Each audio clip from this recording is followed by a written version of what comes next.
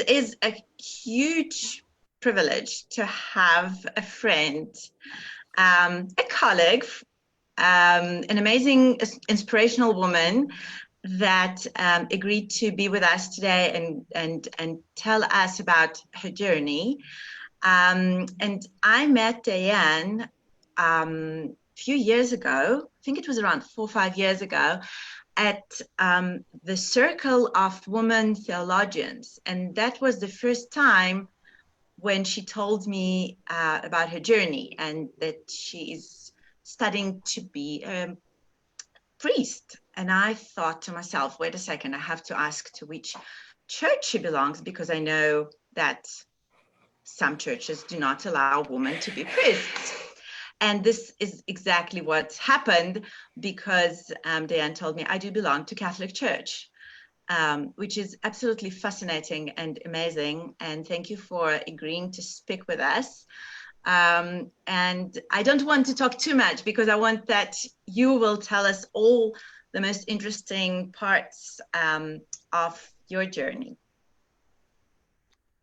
Thank you. As Rabbi Julia said, we are thrilled to welcome you this evening, Reverend Dianne. For those who don't know, Dianne's been an advocate for almost 20 years and holds a master's degree in law, bachelor's in law and social science, and she's completing her master's in theology. Dianne is a deputy director in the Asset Forfeiture Unit in the National Prosecuting Authority and trains both local and international prosecutors. After decades, Reverend Dianne was ordained as a Roman Catholic priest, but because of church laws forbidding women from becoming priests, she was immediately excommunicated. Reverend Dianne is currently a local pastor who, like all of us, has had to take our services online during lockdown. Welcome. Would you like to start sharing your story with us? Thank you, Lisa, and thank you, Rabbi Julia, once again for inviting me. And I always look forward to our joint relationships, our joint engagements. I always call some kind of a stir. So let's see what happens this time. So maybe I can then just start at the beginning and start with childhood. That, simply speaking, I just knew that this is what I needed to do. This was a call that I felt from God. And I think that's probably the most important part, because it's not about, something that I personally desire that will give me some kind of status. In fact, it gives me zero status in the church. I'm now no longer in good standing with the church because of this ordination. We've broken one of the church laws that says that only men can be ordained, baptized men can be ordained. So it certainly hasn't been one because I want some kind of status or special power or anything like that. It really has been a response to a deep sense of call from God. And firstly, it's a call of love. And my whole life, I have loved God. I have felt God's love for me in deep and intimate ways. And this has been from childhood. I have very fond memories of encounters with God, and I just thought, what could be better than following God and living one's truth? And I also was blessed with parents who gave me amazing gifts. A mother who showed me love, a belovedness that I could then relate to God as beloved, not just God as ruler or God as he or whatever. She expanded my understanding and imagery of God. And my father, who had to face a number of difficulties, he was paralyzed at one point. And so that persevering spirit is very much part of my DNA, so to speak. And it never occurred to me that women can't be priests. Why not? I just knew that I knew that I knew, and it would just be a matter of time. And anyway, I moved through my childhood, and I was particularly struck by a number of writers and a number of things that were happening around me. For example, the book by Dietrich Bonhoeffer on costly discipleship. I thought, that is the kind of discipleship I would like to try and live with my whole being, not just a superficial, follower, that if I say I love, or I say I follow you, God, I must mean that in word and action. And I was also struck by various religious sisters who I was growing up with, but also ancient, older religious sisters, in the sense of Saint Therese of Lisieux, for example, who herself desired to be a priest, but couldn't because of her cultural and social and religious circumstances of the time. So I was very transformed and moved by a number of writers during my childhood. And then I was very aware of the harmful effects of apartheid, for example, racial, cultural discrimination. I had a few friends, and there was some real wounding around that.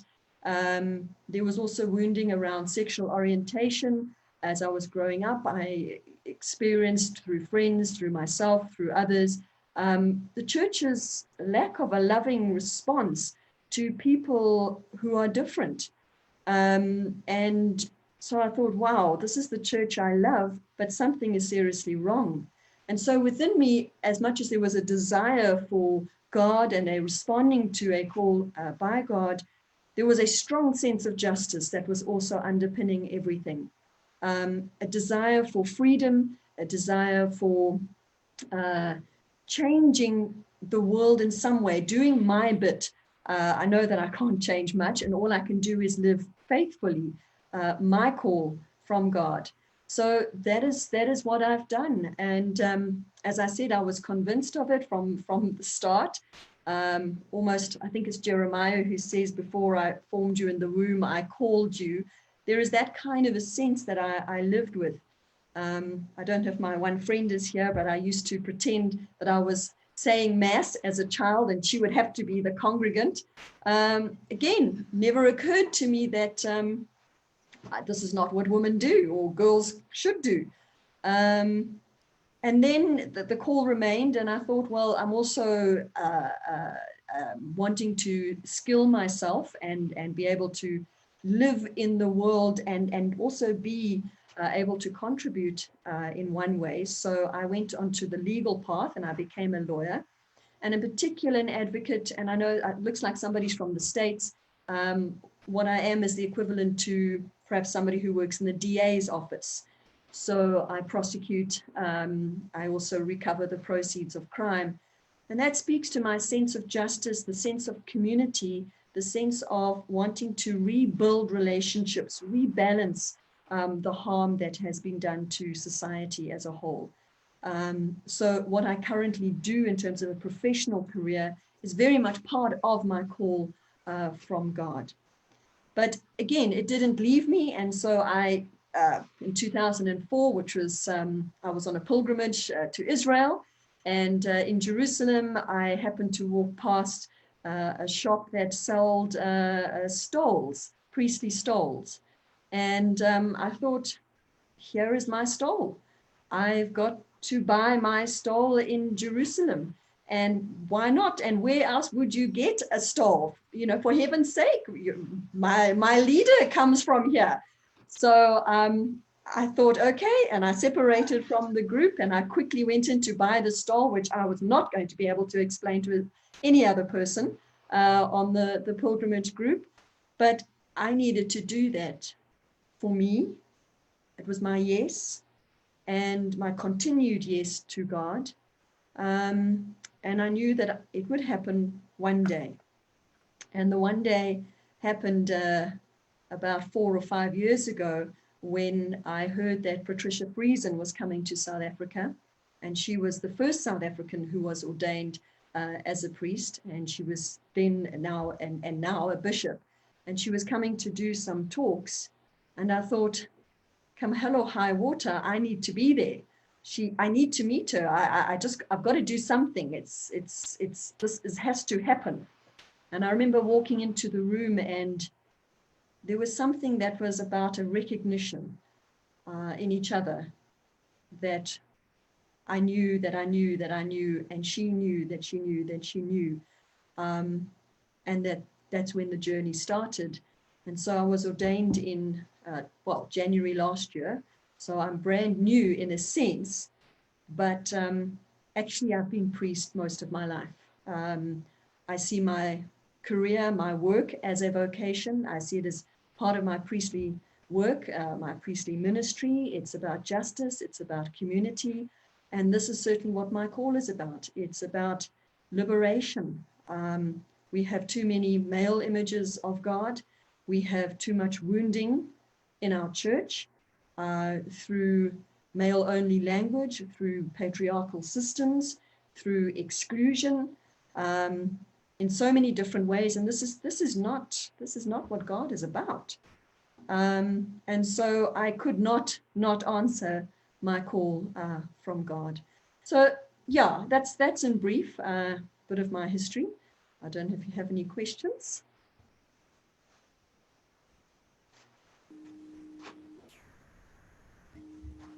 You're muted. Can you believe they're muting rabbis here? Just change the word church to the synagogue, and it will be absolutely the same, unfortunately. Unfortunately. So, yeah. Unfortunately. But we're changing it. We are one step and one person at a time. When I say person, I'm meaning all of these gathered here today as well. It's not just me, for example. I am because of you, and that's also what our saying is here in South Africa. It's the spirit of Ubuntu, that we are because of each other. And the more that we can as a community walk together, that is how we can change things. Absolutely. Dianne, if I may. Sorry, I grabbed it before you. I am a member of Parliament, as I'm sure many of you know. And in the same way as you use the church as your means of ministering, a lot of what I do in my work as a member of Parliament and what I did as a ward councillor before I became a member of Parliament is I have used the concept of tikkun olam, the repair of an imperfect world, to drive what I do every single solitary day by helping people less fortunate than myself in whichever way I can.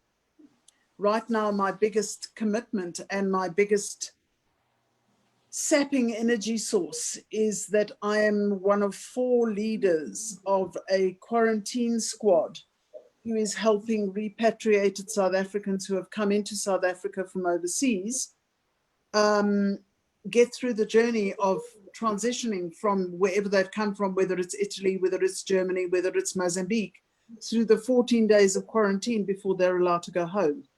And we are their support infrastructure. I have spent hours and hours and hours talking people off ledges because they have been in isolation for upwards of 30 days, upwards of 50 days. And it's, Rabbi knows that she's heard from me before that if I had my life over again, I would either be a rabbi or I would be a doctor. Those are my 2 choices. Those are the choices that I said I wanted to be when I was 12 years old. I remember telling my mother I wanted to be a rabbi when I was 12. And I was an Orthodox Jew. And she said to me, it's never going to happen. And I said, watch. Watch. Watch. We are doing rabbinical work in our own different ways. Yeah. Yeah. The call is to all of us to live our vocations as deeply as possible. Indeed. Alan, you had a question? Yeah, I have let me develop the thought, but it has to do with generational ideas in your how you approach your Catholicism, I guess I would say that. So as you probably know, in the Reform movement, which I'm an active participant in, is the first Reform woman rabbi was ordained in 1972. A dear friend of mine, Sally Prasant, who is, you're going to add something, Rabbi? Yes, sorry. The first ordained woman was Rabbi Regina Jonas, that she was ordained before the Holocaust. That's correct. But I was trying to, in our time, yes. Sorry. Yeah, I was trying to evolve into the well, not my time. into the institution issue. Okay, so because I'm reinforcing your point that Judaism comes from a patriarchal approach, as does the at least the priesthood in the Catholic Church, in the Jewish movements, of course, we have these multiple streams, of which I'm proud that the Reform movement has made the steps that we've made that leads us to have this wonderful rabbi with us today. However, if you step a little closer, it's not as close and solved as it needs to be. And I wanted to just make that point. And what we see, or I see, sometimes has to do with generation. So that was kind of my question in orientation, is that, do you see that younger women and men approach to the sensitivities that you're exhibiting, or is age not so significant? No, I think my simple response would be that I'm not seeing it necessarily generationally. I think it's across all generations. Some are for, some are against. In fact, it's quite surprising that many young people are against it. There's a huge wave of conservatism that's also flowing through our church at the moment. So it's not, I would say, generational. I certainly know of many older people who have yearned for this reform for years, decades, their whole lives. So no, I wouldn't say it's that in terms of my experience and my context. Thank you. We prepared some questions. Yes, please go ahead, because we prepared some questions for you today, Reverend, and we would like to share them. Okay. I've seen Nontando's hand. I don't know if she can just ask a question and then we can go to the video. Yeah, I just wanted to just say, the whole, what can I say, the whole not even wanting to have a conversation in the Catholic Church on women's ordination, and the way in which I'm a theologian in the Catholic Church, and I just want to make my own confession of the kind of situation that they place us in. Like, I'm in total solidarity with Dianne in every way. And on the same time, I want to stay in order to pull women or to shift the thinking. And they make it so difficult because they say, if you are in solidarity, it's almost as if there is no room to be able to, there's no room to be able to be true to what you sort of like your journey, because they will like threaten you. We threaten you with excommunication, and whereas so it's been a battle for me. How do I balance that? To stay here and to try to shift the thinking of women, because the many just think that this is how it was always meant to be. There's no really grasping of an alternative. And at the same time, so I just decided I'll just close my eye, be in complete solidarity with the Dianne, and to remain and start a conversation with women. And it depends. Maybe the bishop will decide what he wants to. But I think it speaks to a kind of I'm not even sure what they used to do in the Inquisition, that if you don't toe what we want you to do, therefore we throw you out. And I'm just realizing more and more that they actually don't own the church. Neither do they have a monopoly on God, that they've like caged God and God belongs to them. And so it's a process even for me to go on this journey, to say, what does it mean at this particular moment in my life to be in support of women's ordination, and at the same time to want to bring forth the women in the church. So I think it's going to be a journey that one takes, and just it will just be, the outcome will be what it needs to be. But I just wanted to share that yeah. Thank you. If I may respond to Nontando, because I think she raises a number of critical issues. The one is the difficulty that many Catholics are placed in. If they support the issue, their jobs if they are working for the church, are definitely compromised. I know of at least 2 who have been compromised severely in that way. I know people's reputations. I know people are questioned because of their association with me. And I've got, we've now developed a saying, if you like, that even the powerful witness of friendship is something. So I may not stand on a platform and go with my placard all over the place, but simply being friends with someone on the inside, so to speak, is a powerful witness. They cannot legislate against friendship. And so I am deeply grateful for those in my community and friends like Nontando in particular. But they are stepping out, and she has definitely right now made a very bold statement. And I pray that the bishop does not take any steps, because this conversation has to happen. The church needs to move.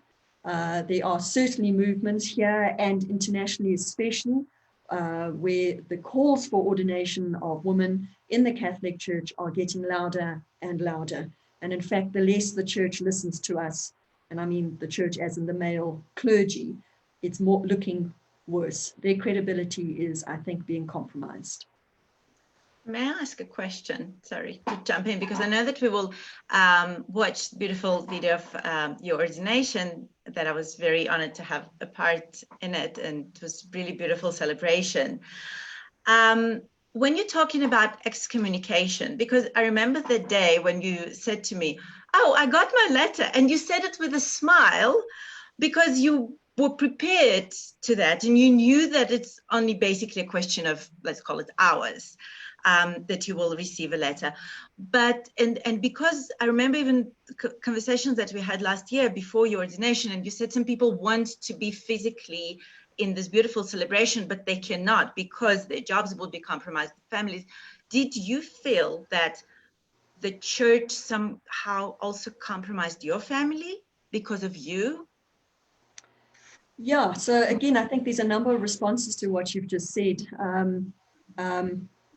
The church is compromising itself in excommunicating those they don't agree with.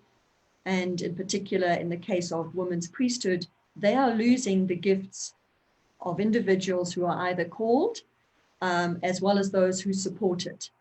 And even recently, in conversations and things that have happened just in the last 2 weeks, the church has lost another person and their gifts because of their stance on certain issues. So it's sad, and I think the church is shooting itself in its own feet. It's losing out. In respect of the excommunication is automatic. We don't even need a letter. The church's view is your choice. You decided to excommunicate yourself. Well, that wasn't my call. My call wasn't to excommunication. My call was to answer God, to serve God's people, to serve the community.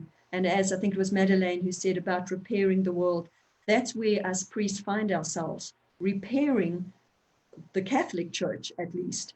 There has been significant wounding. We know of the abuse crisis, for example, that needs serious attention. And many of our priests minister to those who have been abused. I can't see how the church thinks that is wrong, that deserves excommunication. I think the church is in a serious credibility place. Regarding excommunication, my own feeling towards it, I have different feelings around it. The one was, it's a piece of paper, it's a man-made law. And I mean man-made. My faithfulness to God is my priority.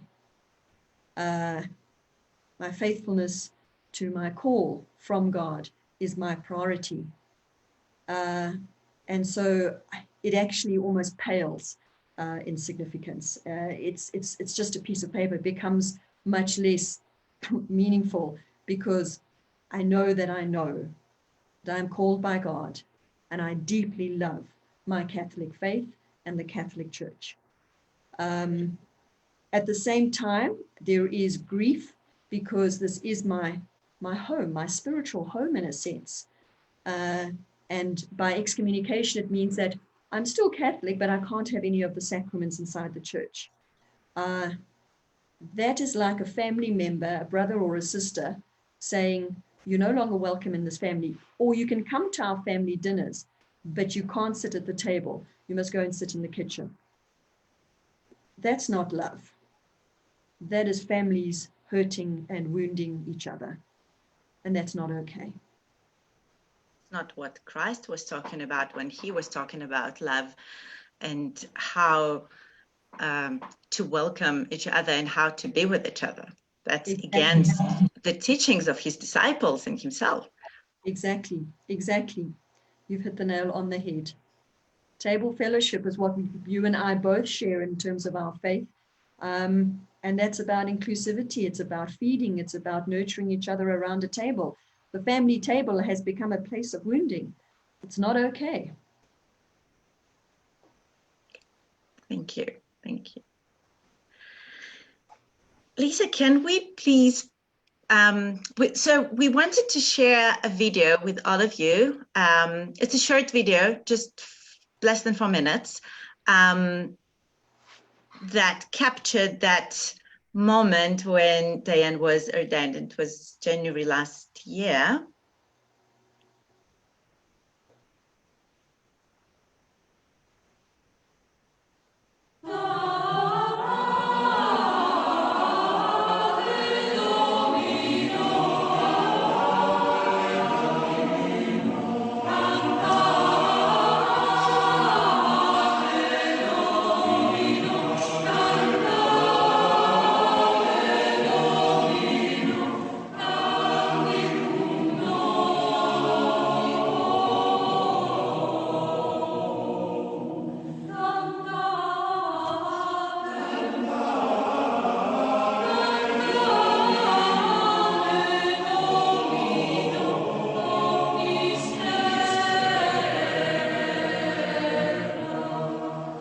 Here I am ready.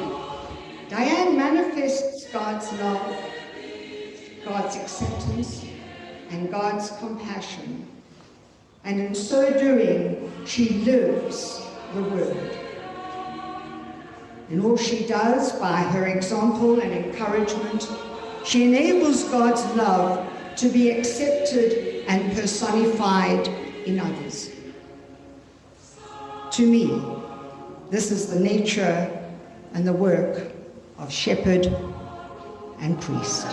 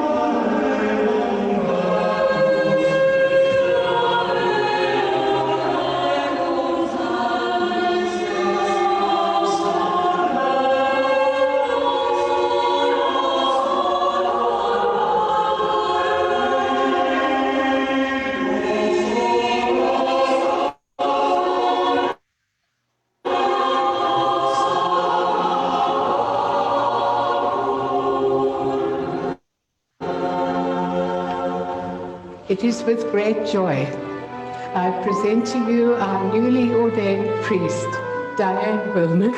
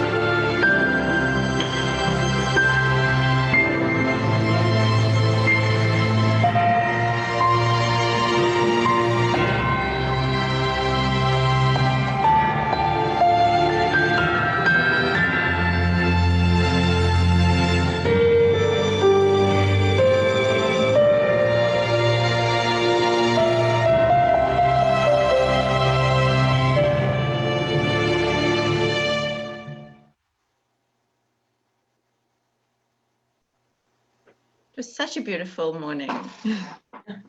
I watched this video so many times, and every time it's just very special. And it was so powerful, I must just say. I don't know how much I've shared with you, Julia, that you being there was such a blessing. You there represented that union of faiths, that we don't need to fight each other, that we don't need to look at difference as something that should divide us, but something that should welcome us. We have lots of deep mystical roots and history that we both share. And so thank you for being part of that and for your blessing at that service. Thank you. Thank you so much. You're always inviting me to be there. And when you mentioned that during your life, you always felt that when you're working with the law, when you're becoming a lawyer, an advocate, this is also the calling. So I think this is how I see my life, that I prefer to focus on the things that they are common to us and that we share, instead of focusing on things that divide us.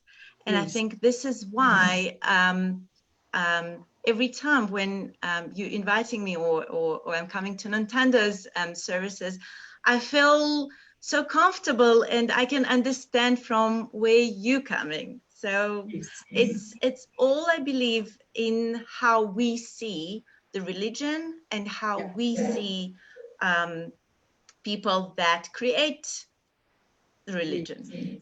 Yes. Yeah, the two are very different. Reverend Dianne, we have a question here. Could you tell us who your mentors have been through life, the priests who's encouraged you on your journey to your formal priesthood? Wow, I think there are many. So immediately would be my parents, their support no matter what, the strength of their faith convictions, their faith commitment, did a lot informing me and my own faith. So their example was very powerful to me. Also more what can I call them, ancient mentors. If you think of, like I mentioned, that Saint Therese of Lisieux, others like Dietrich Bonhoeffer and costly discipleship. Nelson Mandela, in our own context, also very moving. He gave his life also in many ways to something that he believed in. And that's very much what we do in our movement, is we don't talk anymore, we walk the talk. We live the change that we wish to see. The debates have gone on for long enough. The debates are almost stale. They're not moving the issue further. We need to act now. We need to lead by example. And so Nelson Mandela was certainly one of my mentors, so to speak. And on that note, I think this is the perfect question that's come in the chat group, and especially with walking the talk, and it's for both you, Reverend, and for Rabbi Julia. if you had a message for a young person from the LGBT community who feels that they have a calling to the priesthood or the rabbinate, what would that be? It would come and talk to one of us. Let's have a conversation. Let's see where this dangerous conversation will go. You're most welcome to come and speak to any one of us. We have a website that's obviously an international one. And then there are 4 of us here in South Africa that are available as well for conversations. So there's something that can be done. And the same from the Jewish point of view, because I think, and as part of the progressive reform movement, I'm blessed to be in the movement that will accept everyone, and we do not discriminate against any gender and sexual observance. Therefore, those people who would like to be part of the community, they are more than welcome to come and speak and have coffee and chat, and always welcome. Before we go on to 1 or 2 of our formal questions, there's an excellent question here, Reverend. If you were to baptize a child or conduct a marriage, how would those people's statuses be recognized by the Catholic Church? Very good question. They wouldn't be by the official Catholic Church, and we would make that very clear. That you wouldn't be getting for example, a baptismal certificate from us that the church would recognize, the official church.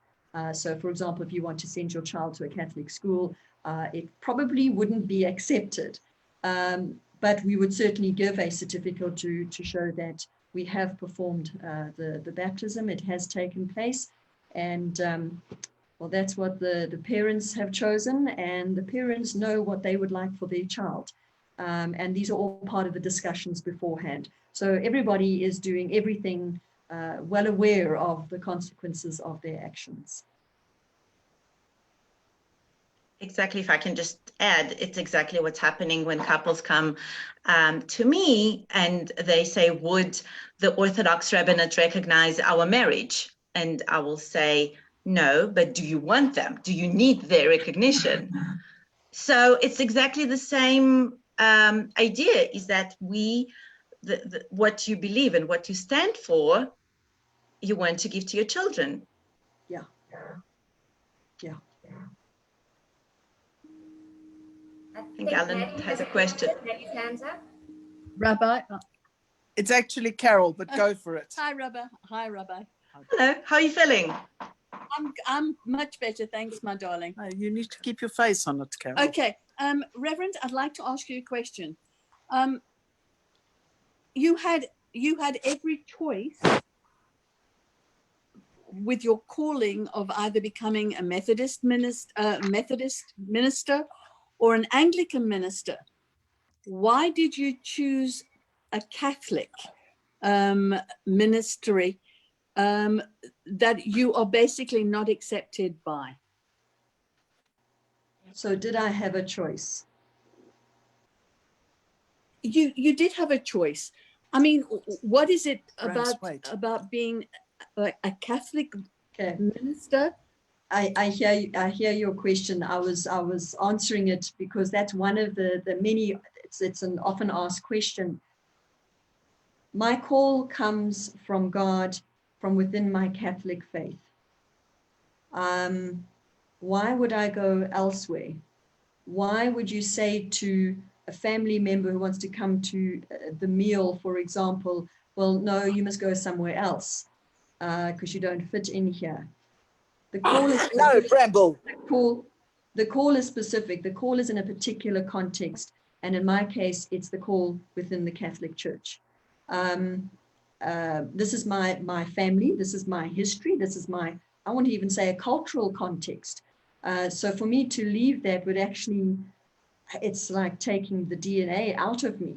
So it's not about looking around and seeing, oh, there's this option, there's that option, maybe this one pays more than that. Or it's not about that. It's about call, and call is very specific. Okay, thank you. Speaking of your call and it being such a deep call, even knowing the repercussions of your ordination. What happened in that direct aftermath after your ordination? You're immediately excommunicated. You know, are you shunned by family? Are you shunned by friends? What was the immediate aftermath? So there was a range of reactions. Family and friends on both sides. Some were very supportive and some weren't.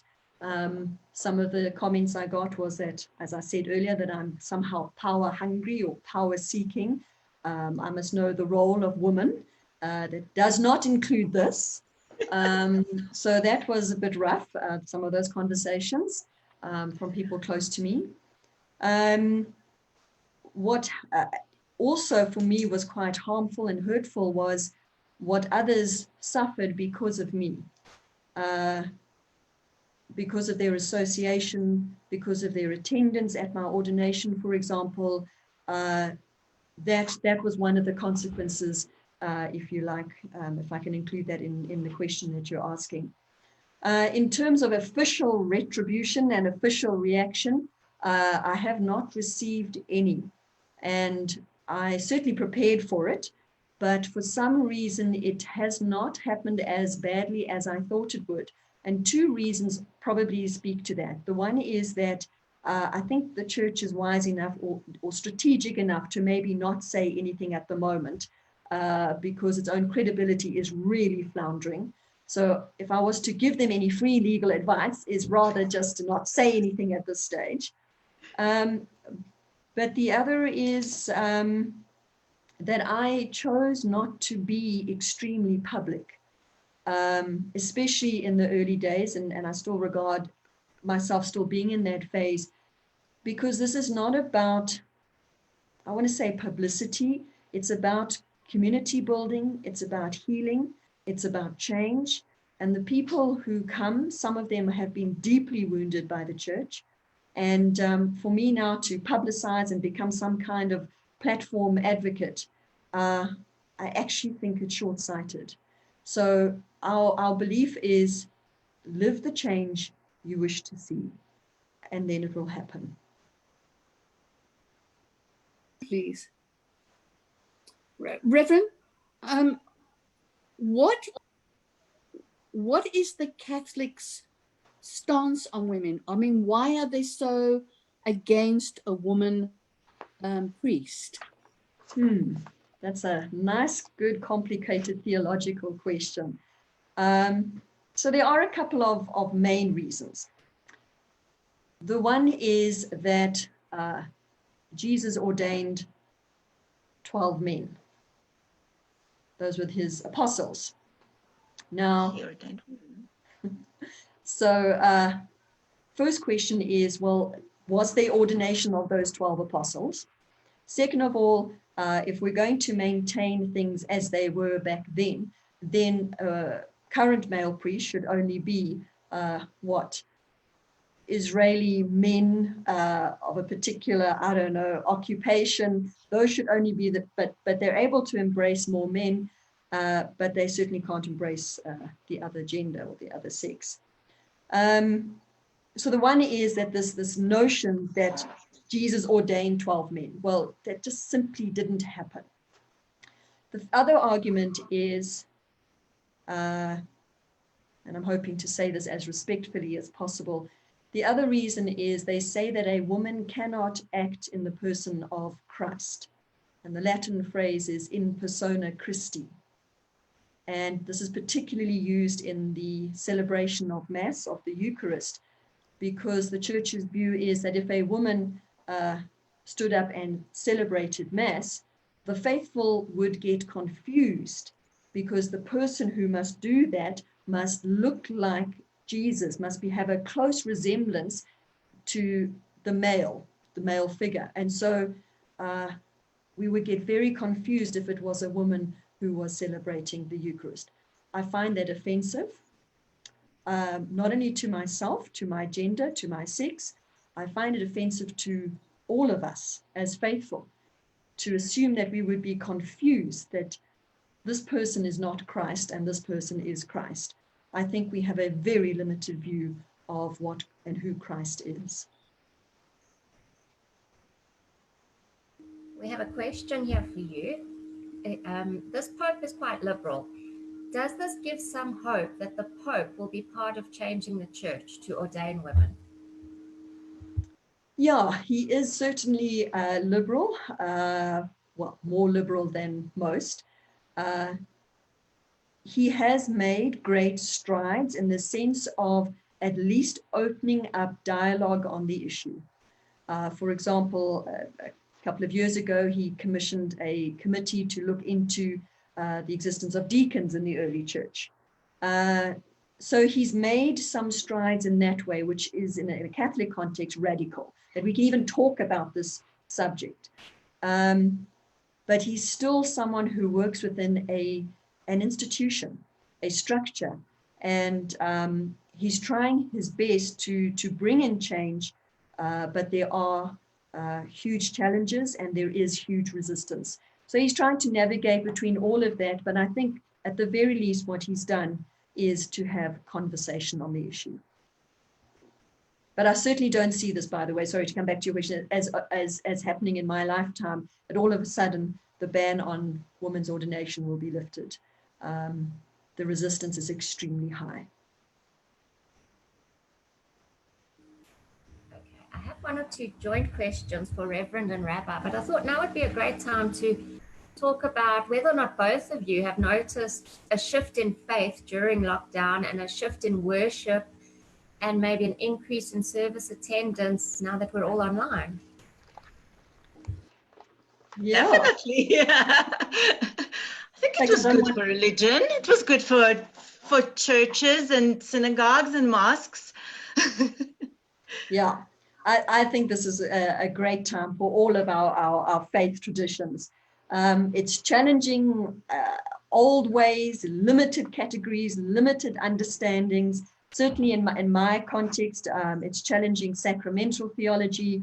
Well, you know, can God work remotely in someone else's home and house and through them as opposed to just the priest? Wow, what a radical question. I don't think it is, because God can, but this is the kind of theology that is being challenged today. What is the role of priest, and who is community, and is an online community a community? And it's raising significant questions like that. But certainly in the short time, relatively short time of about 7 weeks or so that I've been online, it's been phenomenal. I can without a doubt say that God is moving, the Spirit is moving. Not only just the experiences that people have shared with me, but also from seeing the gathering grow each time we gather, and the communities are connecting around the world. So it's becoming an increasingly international community. And just someone today shared how wonderful it is to have family joining the services from all over the world. For the first time in decades, they can come together and be part of the service together. That's amazing. If I can just add, because as they say in Russian, I sign on every word that Dianne said, because we felt the same, exactly the same sentiment. But also, I think the beauty in, again, progressive community is that we're having Friday night services, we have Saturday morning services, we had huge festival of Pesach, Passover, that just was immediately when the lockdown started, and we were trying to understand how is it even possible. And many people shared that those were the best services because of the reason of having family, that if it was only in the physical home or synagogue, it wouldn't be happening. But also, yes, and I wonder if you feel the same as a clergy. And I know that we spoke with our cantor. For rabbi, it's much harder to do services online than on regular, because we do not receive this beautiful energy and the feedback from people. So I have to say that when people told me, oh, but it's so convenient, you don't need to be in the traffic and you just come to the office and you have the synagogue. I feel after services that I ran at least some marathon because of not having faces, because some don't want, which is fine. I understand that, and it's okay if they don't want to have a camera on. But this feeling of community, I personally really, really miss. I really need the hug and the kiss and, you know, all the schmoozing, and it's really, it's part of the community. But with all that said, the idea of having international and sharing ideas, and also to be able to bring people and speakers is just absolutely phenomenal. Yeah, yeah. And I think the invitation is for all of us to look at what the question of, well, what does it mean to be community online? And it is different, and it has been different. But this is maybe a different kind of community, and we need to build on that and try to figure out this new thing, this new beast, so to speak, and how we can respond. Just one idea that, for example, I've been having conversations around and within my own community is how after the service, we actually stay, a group of us, everybody's welcome to stay, and we share a little bit about perhaps what was struck them during Mass, perhaps something about my homily, something about the readings. And so there's that conversation that happens afterwards that almost continues from the service. And those conversations are actually community building. And they can't happen, or they haven't been happening in the physical way for some reason. And I'm thinking that there is a level of intimacy online that I'm talking to you and you're communicating with me. And so there's some kind of intimacy that happens that we then are able to unpack in a conversation that may not be able to do in a normal physical setting. So I'm adjusting as well and listening to opportunities that hopefully are going to be in abundance in this new way. Maddie had a question? I do. It's more a comment than a question, Rabbi, in answer to your statement that after a service you feel like you've run a marathon. There's been a lot of actual study about that at the moment, because it's a thing called Zoom fatigue, where people are going from one Zoom meeting to the next, and by 7 o'clock at night you are so exhausted because you have expended so much energy. It is an actual thing. But just to answer you and the Reverend from my own perspective, being able to connect on a virtual platform for me is very, very difficult, because I need to be in shul. It's a concept that I've said for a long time. I'm 62 years old. I'm an old school Jew who goes to shul. So I find it quite difficult to actually connect via Zoom. I'm getting, for shul services, for parliamentary sessions and committee meetings, it's fine. But for shul services, for me to be able to touch the Torah, to actually be in that environment, I find empowering. So it's been quite difficult for me to adjust. But it's also very liberating, because my son and future daughter-in-law are in Port Elizabeth, and I am able to see them in a shul service now, because they come to shul, particularly Rene, because David more often than not is sleeping if he's home on a Saturday. But I can at least see my children at shul, where I couldn't, because they're in Port Elizabeth and I'm in Johannesburg. So from that perspective, it's awesome, but it's an adjustment for me. I need to be able to sing with my fellow man and woman around me. Women, lots of them. Yeah, I mean, I think it's a case of both and, as opposed to either or. So yeah, I can certainly see in the future, if we go back to the old way of living, that online should continue and must continue. So I think it'll be a blend. And just maybe one or two things that were just said now. Yeah, running a marathon, there's that part of it. And then there's another part which I actually use to challenge myself, because it's not about me, it's about God. And the value of the experience depends on the value and quality that each of us come into the service with, and the presence that we are giving to God. I can't make that happen, in a sense. I have to almost surrender and allow God's action in each one of us.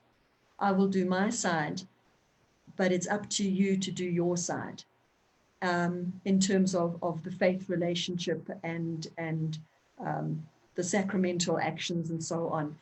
From a physical point of view, just you mentioned something about the Torah. Yes, Catholicism is also a very sensory faith tradition. We also like to see, taste, touch, hear, all of those wonderful things. And that's also another challenge that we're having to face is how do we now celebrate the Eucharist where half of those senses seem to be now just abandoned. And yet I want to say that this is still an opportunity. We can still have that if we are open enough to a new way, which I believe is the way of the Spirit, where, for example, in my case, I invite those members of my community to bring their bread and bring their wine with them, and so we consecrate together. Now that statement alone is going to get me into major trouble. But truly, this is returning the dignity to each one of us, that we are all called, that we all experience God, that God can work through us. And so in a way, it still remains very much a physical faith, but as you say, in a different way.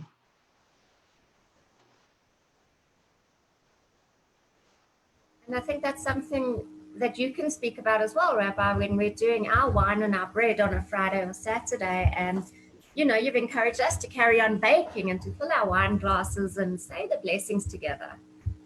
There is one small problem with the wine glasses, because there is no wine, because there is a lockdown, which is, I'm not going into the political, I'm not. I just checked that in my 2 previous countries that I lived, meaning in Israel and in Russia, no one even would think to do such a thing. I'm just saying it.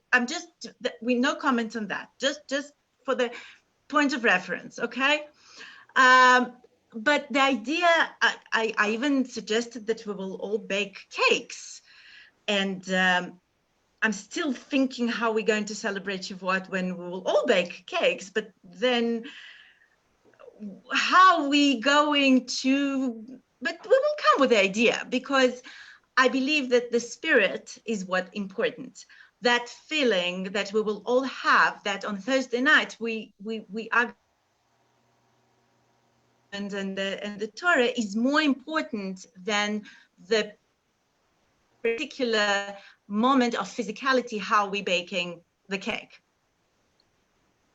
And this is, I think, what allowed me to continue and to encourage people. And we do Kiddush together. And I think it was just absolutely beautiful and very uplifting.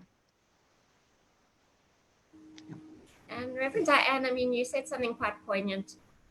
Zoom has been an opportunity to build community. And just looking at our Zoom room tonight, we have people from America, from Israel, from Cape Town. And it's been incredible. I know from Australia. Australia, absolutely. And I mean, I know just being in lockdown, I've met and spoken to more people than I would in an average sort of week. Yes. And it has indeed been a blessing, and it is what you make of it. Yes. In every curse, there is a blessing. And I think for the communities and for religious leaders, this was the blessing, is a blessing in this curse of the pandemic. Yeah. I have one more question for both of you. And again, looking in this Zoom room, we are so blessed to be surrounded by amazing women leaders, community leaders, clergy, and I mean, you're both a huge inspiration to all of us, not just within your own communities. Could we see you working together in the future and encouraging women particularly to be proud of who they are? Absolutely. Oh, yes, definitely. We are trouble causers. When Reverend Dianne, when Rabbi, she was giving... how many times have you and I said girls rule? Absolutely, absolutely. Many times since I think we met and started to do services together. But when Reverend was giving us a beautiful speech at the opening, at the official opening of the of our shul, the 10 commandments, they dropped. They just and I remember that everybody started, people were quite nervous. And I said, you know, sometimes it doesn't have a meaning. It's just something that fell because it didn't stand correctly. And I think this is what we need to remember, that sometimes we do need to take, and we all need to remember that we together and we blessed to have such powerful and amazing women leaders in our communities. And when I say in our communities, I'm talking about the human being community. And there is no differentiation to the religion. And also, look, I mean, we can invite men. There are some that we can work with. Dianne? Yes. Yes. Great. Great. Yes. Hi, how are you? All right. I don't see you as trouble causers. I see you as a trailblazer. And for me, I've been a Catholic for 64 years. You know, schooled in a Catholic school. So I don't see it as a trouble causer. And I think it's incredibly important that you really need to push hard. And keep on pushing out. There are lots of people behind you, supporting you in very many ways. So for me, it's not about causing trouble in the Catholic Church. The 60% of the Catholic congregation are women and children. You know, where's the male sense? It's just, you know, you got to step out of it. Yeah. Thank you, Greg. And yeah, I agree with the reframe. It's trouble causing, but I think it's trailblazing, and it's absolutely time that this happens to reflect the realities. You've just mentioned one, for example, of the predominance of Catholics being women. And I think we need to move with that, and we need to also be very careful of our language. Am I just living faithfully, or am I really causing trouble? So thank you for pointing that one out. It's about living faithfully to your call, in my case, and to the Gospels in our tradition. Perhaps we should take to see if there is another. Sorry, just one other point I wanted to say. I just remembered, sorry, only now. We're not, in terms of my movement, we're not saying that we should now go to the other end of the spectrum, and it should be a woman only, suddenly only woman, only men. We're trying to live a new model of church that is inclusive of all of us. And so there's a saying by one of our famous priests, the practice of the better is the best criticism of the bad. So what we're practicing, or we're trying to practice, is a better model of priesthood and a better model then of church. Thank you. Perhaps we can just take another one or two questions. By the way, because I'm from the Russian descent, I just got a message from my Russian friend saying that the alcohol will be sold. I don't know the when and how, but at least some good news from the president. Thank you. Otherwise, we'd have to perform the skill of trying to change water into wine. Okay, can I leave it to you? Just call me when it's ready. Right, okay. I want to tell you something. This is just the funniest thing, just to interject for 2 seconds. We live in a parliamentary village when we're in Cape Town, and there are a lot of parliamentarians who are Cape Town based who live in the village.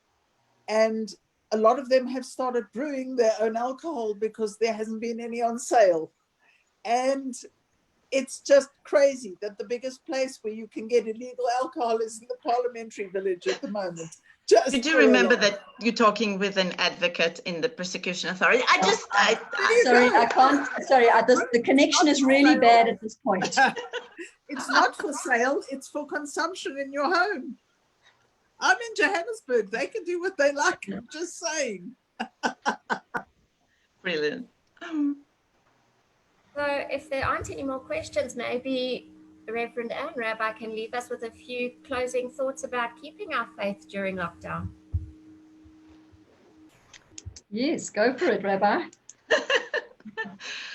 I think the most important thing that we all should remember during lockdown, and not only lockdown, that we all created in the image of God, that we all have the amazing spark of God in all of us.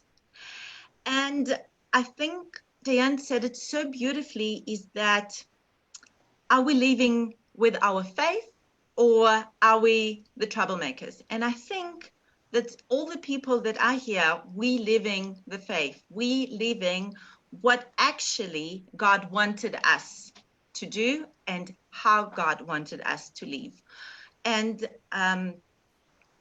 it was a beautiful opportunity to be with all of you here tonight. And thank you, Reverend, for, I know that your schedule is very busy, finding time for us in a very short notice. We really appreciate that.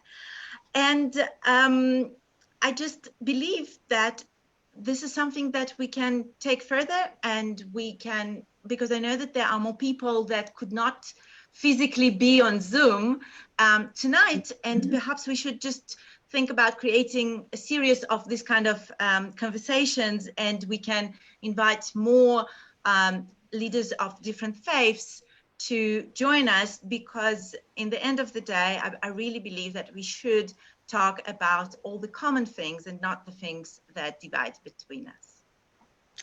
Amen. I wanted to ask a question. What do you do when your son wants to light the house on fire? The answer is no. Gabriel, put that down. Okay. It feels like we should have become slightly better people under lockdown. We have more time. We have better people. Doesn't matter lockdown or not lockdown. This is our aim. I feel like I've become a worse person. No. Wow. Don't think so. You don't let me light the house on fire. No. That is a bad thing. Okay. It's just because you did the homeschooling, and then we will do conversation about that. That later, but I do feel like perhaps I haven't become as better as I would have hoped. I don't know what your take would be on that. I think maybe I can hook into that as part of my closing comments. This time is hard, but I think there's invitation. This is a place we've never been in before, and I think it's about being open to where God may be leading us. God is not restricted nor limited. God is God. And so my closing words would be, let us trust our experience of God, and let us step in and do what we can in the circumstances that we have. Let us live faithfully and see where this path goes. Amen. Thank you very much. Thank you very much. We appreciate everyone that could be here today. And we will see everyone on Zoom during our services. And on Thursday. Thank you. And thank you, everyone. And thank you. It was lovely to see you all. And yeah, from all our different communities. So thank you. It was lovely. Thank you.